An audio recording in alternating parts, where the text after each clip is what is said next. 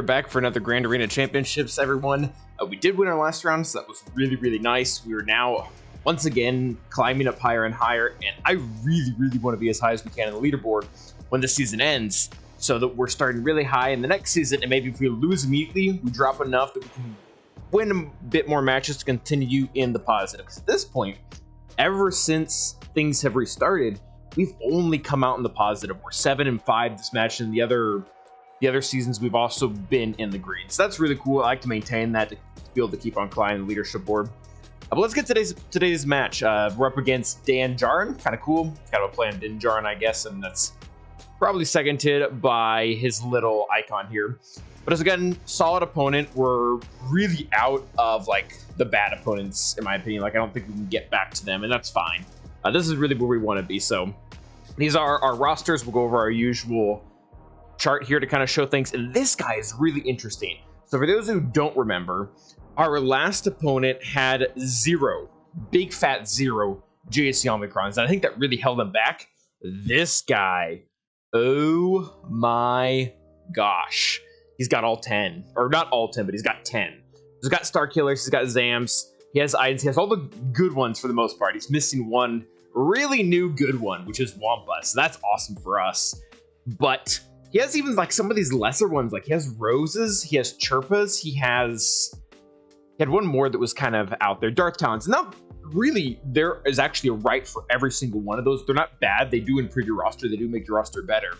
But it's a little weird, like I don't think we've seen any of those. And then just to get some guy that has all three, it's really interesting. So getting back to the actual match here, I'll go ahead and show you guys what we placed on defense and what he's already full cleared us. He's already knocked everything out of the park. So kind of good for him, but his defense doesn't, at least the front wall does not scare me too much. So we left our pretty standard defense. He does sometimes just leave 4 Geos on defense and then just can't get through JMK. So as always, we kind of do the JMK check. Like, hey, if you're going to throw 6 Geos on defense, then you don't even get one. You get 1 wall. You get 2 walls if you can get through ships. But he did bring in something to kill that. He did one-shot it, and I was actually online at the time, and he got a 72, which, you know, chop off the 10 points for the first attack, 62. It had to have been JML or JMK, one of the two, because C can kill, but he can't do it for that. Well, I guess he could have been Ray as well, but he had to burn one of his Galactic Legends to get through that, and it wasn't C. He then continues to one-shot the rest of the stuff, and really, I don't have a good reason for the rest of that being on defense. I just typically don't need it on offense, so that's where we are. And then he one-shot our crap back wall too, which that's kind of what that's there for. And then up top, he actually struggled. I don't know if struggle is the right word, but I don't know if he tried to undersize for banners or something like that. But he wasn't able to one-shot crew, so that's awesome. That's really, really, really, really good for us. No idea what he used, but it's there. And then he one-shot everything else. And then he got to ships. And he was only able to one-shot Malevolence, which fine. But he had to 4-tap Executor, and this is nice for us because now we have quite a bit of a banner cushion. I don't think there's any way that I one-shot Executor. I think we have to use a burner and then try Negotiator because I know his is on defense. That being said, this, like, imagine if we had 3 fleets. Like, we're about 3 fleets have been announced. They're going to be a thing next season. If I had a Negotiator here and he had to set 1 more fleet on defense, like, there aren't enough fleets at that point. Like, in the game, there are not enough fleets. Mathematically, it's not possible. So this really reinforces my theory of I'm just going to place Executor, Malevolence, and Negotiator on defense and just make fleets a non-factor. But that being said, that's our defense. And then his defense is good, but it's not very geo-heavy, at least on the front line. So we have Lord Vader. We're going to have to SLKR that. His relic level is ridiculous, though. Like, that's 8, 8, 8, 9. That's going to be hard. That's going to be difficult. The best variation of Qui-Gon Jinn, we're going to have to Bad Batch it. I really wanted to Empire it, but Cam is just too fast. He's going to be at like 344 speed or something like that. Something really, really fast after all the bonuses. This won't be that hard at all. We'll be able to Trooper that, and we'll be able to Iden this, I think. But again, these are really high relic levels for some of these teams. Like R8 Mace, R8 Jedi, R8 Cam. I don't know how... Like, I don't think we're afforded a lot of leeway. And then his top wall, like, again, no Galactic Legends, but R8, R8, R9, R7, R8, R8. Like, he's got R8B2. Who has R8B2, man? Like, not that it's really not that terrible of a choice, but like these relic levels are ridiculous. So we'll see if our normal counters work. But yeah, with that, let's go ahead and get to the battles. Let's go ahead and get to these battles. Here's some exciting ones. So yeah, the real big thing here that makes this one really challenging is just the massive gap in relic levels. So we did end up taking an SLKR here, which really don't think we had that many good of options. We took in Royal Guard just because, like I said, this guy has such ridiculous relic levels with like tons of R8s. I think every single character was R8 except Lord Vader was R9 and then Thrawn was R6. So I was really curious about this. One thing I did here that was really fun, we finally got to work, was getting the blast tech onto Zombie, which made her it made her gain a lot of turn meter, and she became really weak. So by Thrawn's second fracture, which Royal Guard took the first one, I don't know if you guys saw that, pretty much means now that we're already home free. We just have to kind of get there. We did go ahead and siphon Vader instead of Thrawn to get more mastery, just because I think the only threat left here is Vader being in Merciless Massacre and him just going and culling Daka while they're in ultimates where we can't revive. So trying to consistently stun him or Thrawn or just whoever, really not the tank, and can't really stun Maul most of the time here. I don't think he ever really leaves 5 stacks. We misplayed a little bit there. We should have tried to stun Thrawn when we had Vader stunned, but we didn't.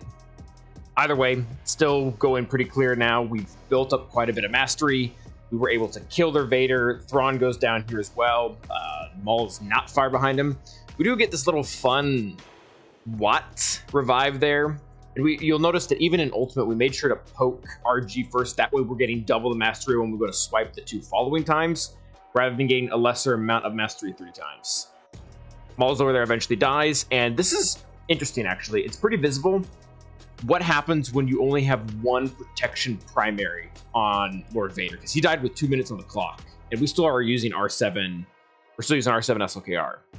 So here we're bringing in our Iden versus Mon Mothma. This is a very normal counter for us. We've done it a lot. Got rid of the chat, so I don't have to look at the fact that I took to gear 12 because he's required for Lord Vader, which you saw the stream. You got to experience that firsthand. So there's really nothing to say about this counter, I don't think, anymore. I think we've mastered it. I think we've got everything down. Basically, kill Kakotarn, kill Kara before you kill anyone else. That way they don't just gang up on you when there aren't a lot of assists from the other 2 characters.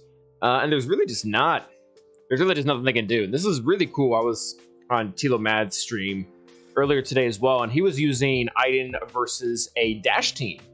And it worked really well because they had L3 in there who was constantly assisting and constantly feeding turn meter with the AoEs. And this team just has so much longevity. Like if anyone out there is in doubt of whether this is going to be a good Omicron, or if people just stop setting Mon Mothma and CLS on defense, then it's not going to be very good. I just don't think it's true.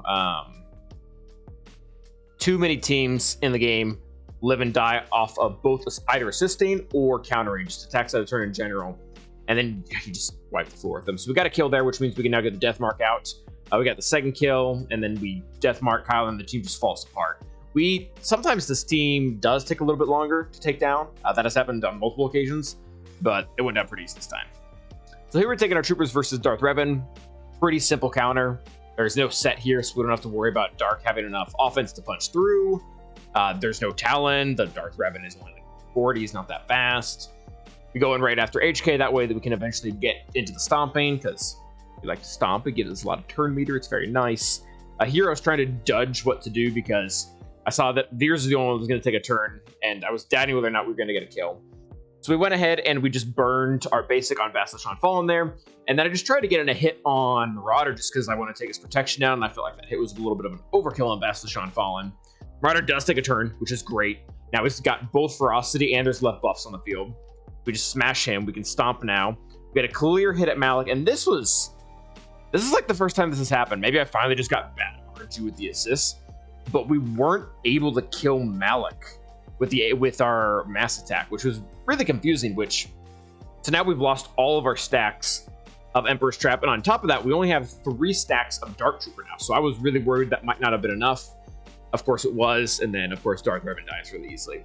That Malik wasn't even modded specially. He wasn't even R8. I was was kind of surprised that he lived. Maybe, I don't know, maybe R7 was just enough, but now we have to take down this really, really, really good Qui-Gon Jinn team. I still don't like, and you guys will see here, I really don't like putting Qui-Gon Jinn, an expensive Qui-Gon Jinn team on defense, because this is essentially the best team here. Like, this is the best variation you can put down.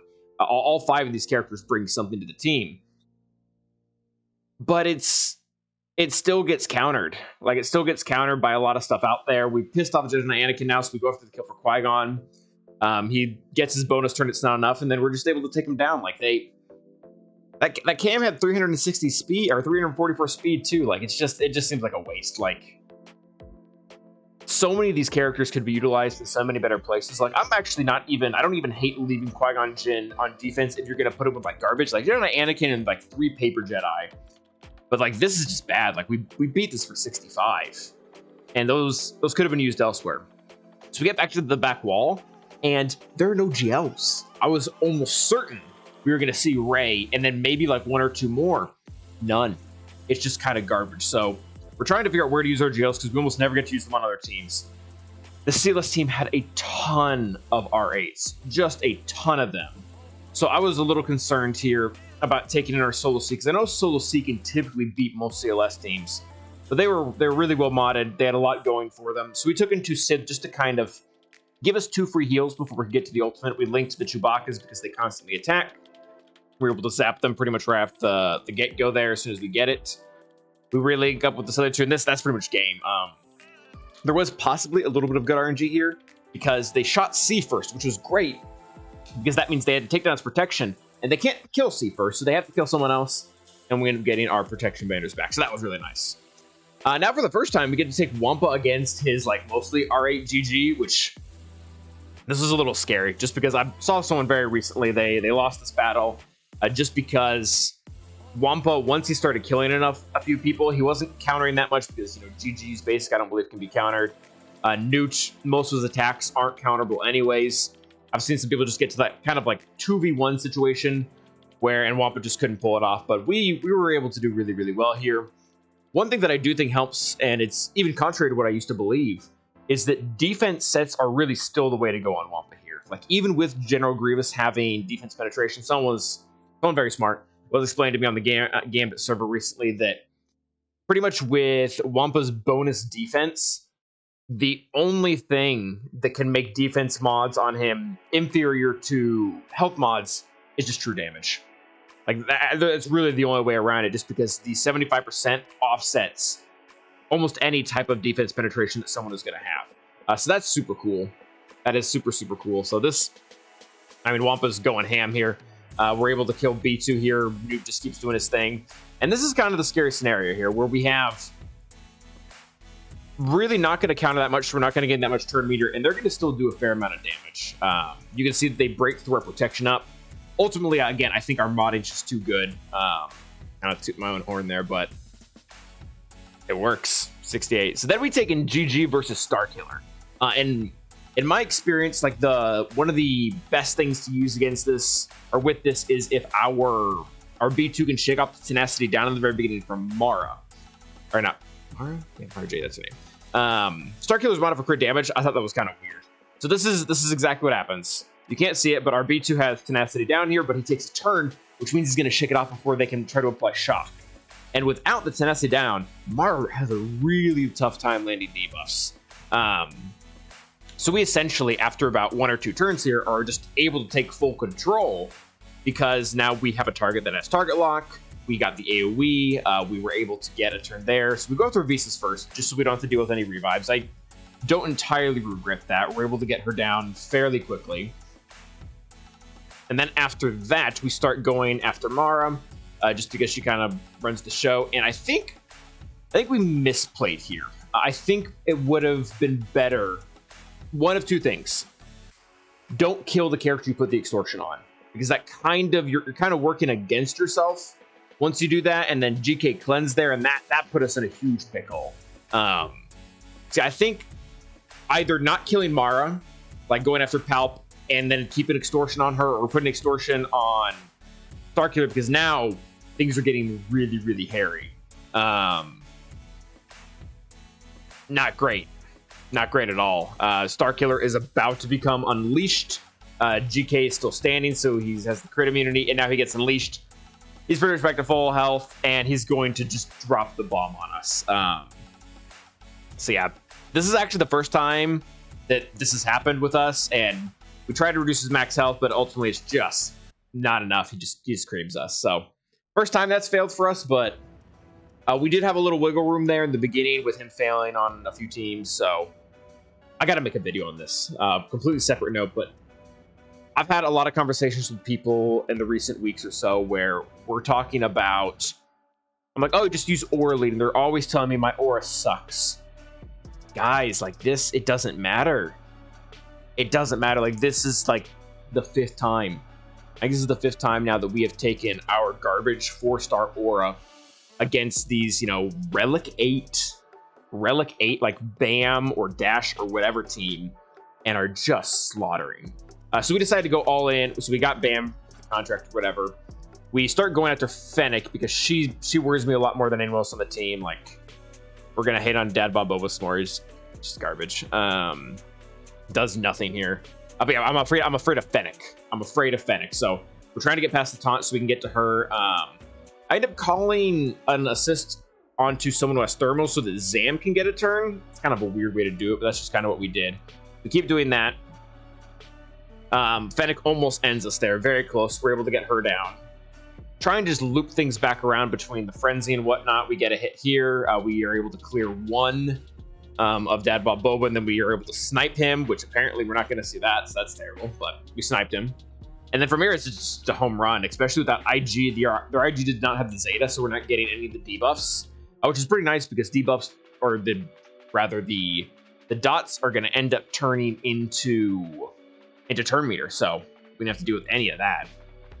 Yeah, and that's just IG, and I mean, we probably could have pressed auto at this point. He does end up getting one turn here in a second, but he doesn't use an AoE and cause a banner, so full 65 here.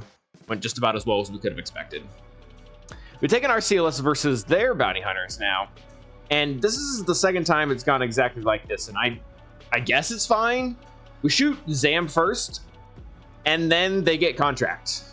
So that's kind of terrible, but then it just doesn't matter because we get so many counters and so much TM, because now Mando's gonna one-shot someone. He's just gonna obliterate someone, but we're able to kill him, and then Nubaka just decides that everyone else can die too. We get rid of Zam, that decreases her whatchamacallit, and then yeah, we just slaughter the rest of the team. Very, very easy. And now we go up against this. He's got like fully relic Geos, like R6 to R8 Geos in the back. So I don't typically I like to undersize with Empire, but it looks like right now that we kind of have the luxury to do this by just taking the full 5. We're not going to need them anywhere else. We've already done the math on teams, and we're going to come out of this with extra teams. Like I think we have 3 Jedi teams still, and there's only like 2 other teams after G. So of course Poggle dodges because he's a jerk. Hate him. Don't like him at all. We actually go ahead and fracture Sunfac or Funsac, however you prefer here, just so he doesn't counter us and cost us banners. We stun Poggle so we can't dodge because he's a big jerk face, and then play a fun little game with a machine gun Palp here, which is always enjoyable. Enjoyed that immensely. Killed GBA, and that's pretty much all there is to do it. Like, really not a lot going on here. Geos still die really easily. And then we have a Galactic, again, we have another Galactic Legend to use against a non-Galactic Legend squad, so we go ahead and we don't mess around with Rose, guys. We take Omicron Rose very seriously around here, and we have to give her a team worthy and beat her. So we took in our JML and the Yoda Bros here. Immediately killed Rose just so I didn't have to figure out the hard way how much of a difference her Omicron makes, because when she's dead, it's gone. We're able to dodge the healing immunity by putting Foresight up there, and there's really no like strategy to this. Like, I'm not particularly proud of having to use JML and JTR. So not often we get to do this, especially like he took 5 Galactic Legends on offense. He took 5 Galactic Legends on offense and still failed against our crew team, which I'm judging at this point.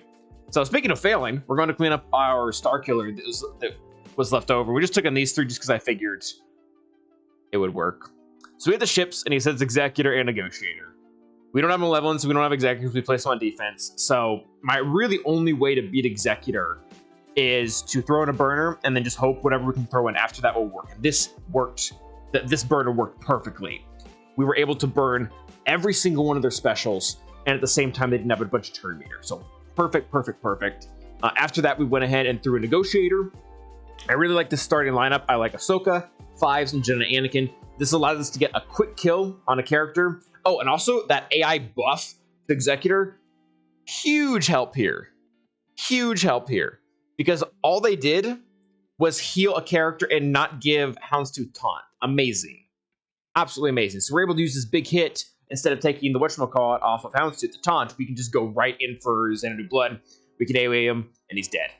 So we're avoiding using the buff immunity. I want to save that for when he doesn't have tenacity up and we can actually land it. So we come in here and we put the taunt on Fives, because Fives is actually a real character, so they can't just ignore him. They actually have to go through him. And he's, in the beginning of the fight, he's typically just, he's a little tanky. So we're able, this is going really well. We're able to get Fives, or we're able to get a reinforcement in there. We have the buff immunity there, he does take it off. But like, we have unending loyalty now, so this is going well. This is going well. Usually Executor's a pain in the butt because they take control of the field immediately. And we didn't let them do that because of the burner. So, by the way, we needed a 43 on average of both these fleet battles. So it looked like we had enough luxury, or we had enough room for one luxury 2-shot, but not 2. So this really, really needed to work the first time. And then we really, really needed to 1-shot the other fleet. So as you can see, this is going magnificently well. They have not gotten contract. Houndstooth is dead. Xanadu Blood is dead. We have every single character on the fields. It's going pretty darn well. So yeah, we brought in Rex just so we could cycle turns around faster. So we could kill them before they did anything funky. They finally get their AoE. They only have one character and he's dazed. You love to see it. So yeah, I mean, that's really all she wrote. Worked great. I think we got 46 banners. So we're going to go ahead and take and finalize it versus Negotiator, because this Negotiator is R9. So we can't just take in our Empire that we just finished working on, which is kind of a bummer. Because our Vader's only R7, and because only R7, we can't get the taunt up. Anyways, we end up taking Hux here, and we even misplay it. We misplay this beginning here, so this is important to take note of. So up until now, this is fine. You mark Jedi Anakin, you stun Jedi Anakin, all that's correct. But here, it's up here in a second. So he's in the yellow now, which means Negotiator's probably already going to put Unending Loyal on him. But we're dumb. And we do enough damage so that he goes into stealth, and then Unending Loyalty gets put back on. This really sucks because now we're going to be trapped behind it. So this is going downhill now. This is not looking good. And if we score less than 43 against this Negotiator on a second attempt, we lose the whole match, which sucks. So yeah, this is where we're at. We still can give turn meter, so I do that to give it to the two of them. It's trying to pump up him or the silencer, but I don't think we really can. So this really sucks, because now that Sarge is in there, we can't just rip off the taunt because it'll come back with Ebonhawk. So we bring in our own taunter and we just try to get lucky here. Not looking good. We can't get around the taunt. Even if we clear it, Sarge will just give it back. So I'm just trying to pump turn meter around right now to get the rest of my fleet kind of going. So we get a big hit here that's able to clear the protection off. We're able to clear this taunt off of Y-Wing with what's-his-face because it's not consistent. And now we can just finally kind of go ham on Jedi Anakin. It's really good. We get him out of Unending Loyalty, and at the same time, or Undying Loyalty, I apologize, probably said that wrong 16 times. The dodge there, that really sucked. That sucked a lot because now he has protection. And we can't get to who we need to get to. That dodge. Not great, man, not great. Because now we can bring in Ebonhawk, and we can get rid of stealth, we can get rid of the taunt, but we still have to deal with freaking Sarge because he has protection. That's not great. So we call in Ebonhawk here. Yeah, and I'm complaining about this on stream, you can tell. And we basic him. Luckily, it's just enough to rip off his protection. And now we have advantage, which means we can get a big hit on this guy who also has evasion down, so he shouldn't dodge. So 200k hit there. And from here, it looks really safe, at least, especially for a 2-shot. But the clock starts to become the enemy at this point. Like, we only have a minute and a half left, and they have a lot of survivability. If Undying Loyalty gets out again, we're in trouble. So I'm trying to make the right plays here, but I'm also trying not to time out. So I'm trying to give everyone as much offense as possible. We're leaving Y-Wing there kind of for last, just in case, because he allows counters, and counters are annoying. At this point, I'm kind of just button mashing. Like, I'm just trying to get through this. Like, we didn't have advantage there, and we used it anyways.